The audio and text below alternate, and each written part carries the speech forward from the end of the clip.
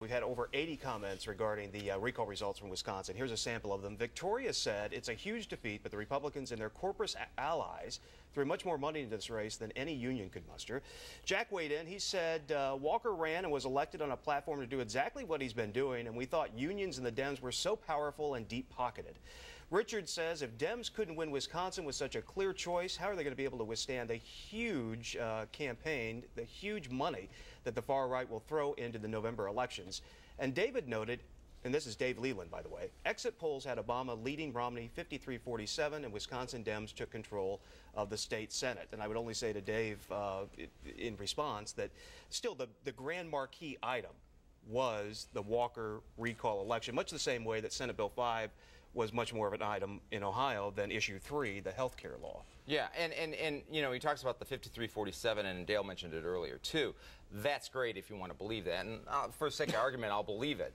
But the president won Wisconsin by 13 points. So if you're seeing that kind of a drop in just Wisconsin alone, if you take that drop and you go throughout the whole United States, you know, what is that going to be doing in Virginia, Ohio, Florida, Colorado, all the battleground states?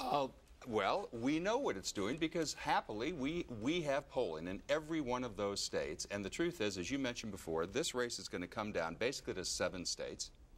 And President Obama not only won all of them last time, he's leading in all of them now.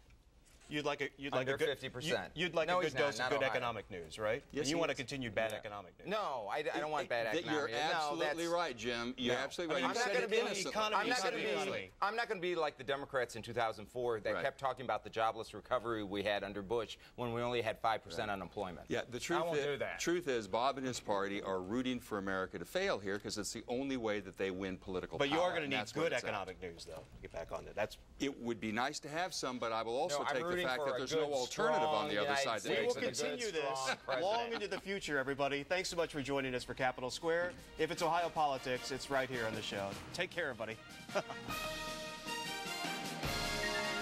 ONN's Capitol Square is brought to you by the Myrtle Beach Area Convention and Visitors Bureau. Log on to visitmyrtlebeach.com today.